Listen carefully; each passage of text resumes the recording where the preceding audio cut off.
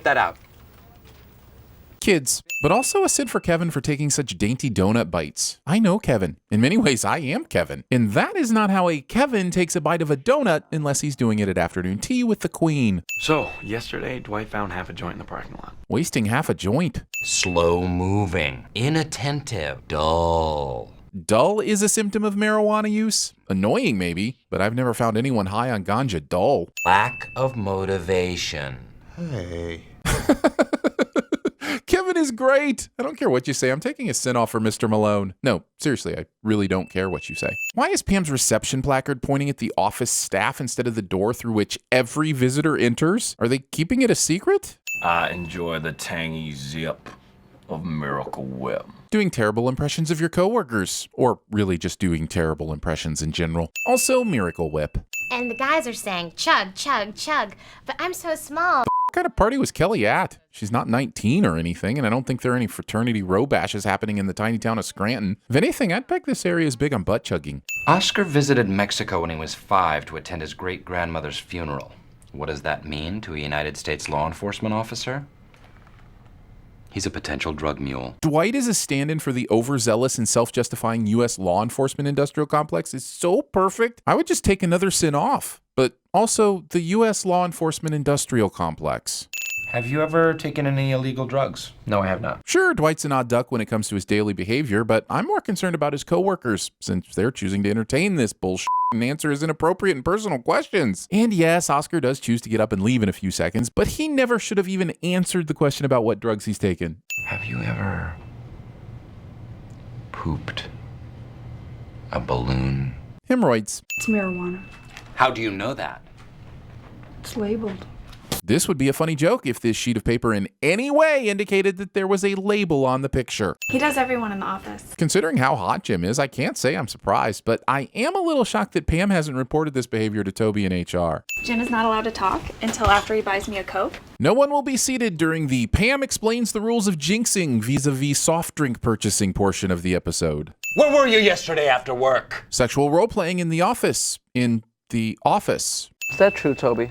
Oh, when you sign your job application, you agree to comply with random drug testing. But random drug testing means random employees get tested at random times and not all at once. So that's not what this is, and everyone could tell Dwight to stick the drug tests up his shroot chute and move on with their day. Also, the way this camera keeps moving quickly to whoever is speaking is making me nauseous and angry. You obviously have several other cameras here since you basically capture every moment with a 2-shot setup. Have your doc crew communicate with each other about coverage so I don't end up chucking last night's lasagna all over this new keyboard. Also, how do they even know where to pan to? It's almost like they know the script and who'll be speaking next. Everybody in the aisle was doing it. Wedding orgies.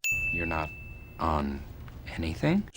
How long have Dwight and Angela been hooking up on the regular? You're telling me this has never come up before? I was so nervous, so this time I wanted to be special. Jim can't talk, but what's keeping him here corralled by Kelly's story? Can he not act like he's got to pee, or look at his watch, or pretend his phone is ringing? Hell, half his whole character is giving the camera expressive looks. Everybody knows that Cheech and Chong are funny, but just imagine how funny they would be if they didn't smoke pot. Wait, of all the people to react quizzically to this obvious boner, it's Angela? How would she even know who the Cheech and Chong are? This year, more people will use cocaine than will read a book to their children. To be fair, this statistic does not account for the people already on cocaine while reading a book to their children. Okay, you sure?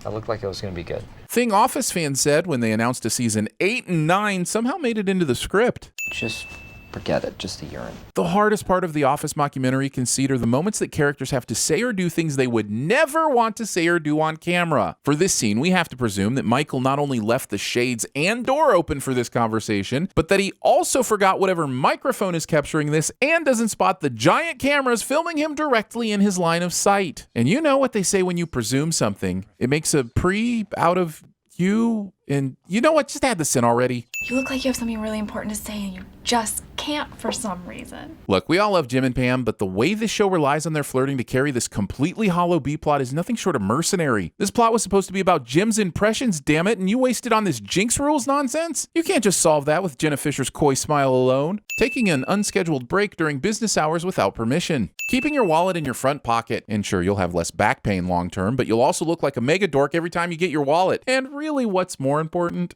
Very nice. Great. Can I have a gun? America. Why does he do the things that he does for Michael? I just don't get it.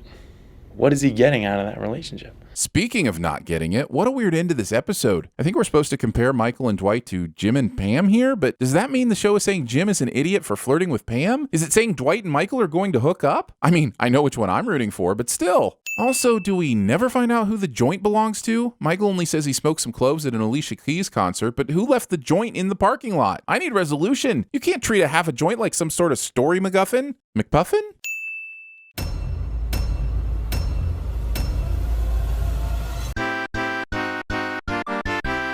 Urine. Urine, urine, urine, urine, urine, urine, urine, urine.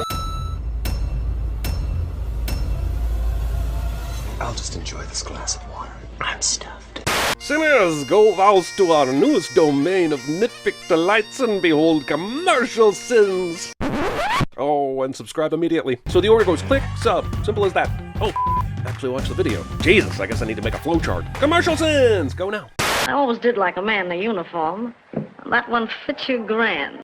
But I'm so small, and all I'd eaten that day was one of those Auntie Em pretzels from the food court. So I said, is it okay if I sip it? And they said no, but Ryan seemed cool either way. Please shut up! Dude, where's my office? Where's your car, dude? This year, more people will use cocaine than will read a book to their children. Cocaine? What's it do? It turns all your bad feelings into good feelings. It's a nightmare. Have you ever pooped a balloon? The only logical thing to do in this situation is to put this deep in your ass.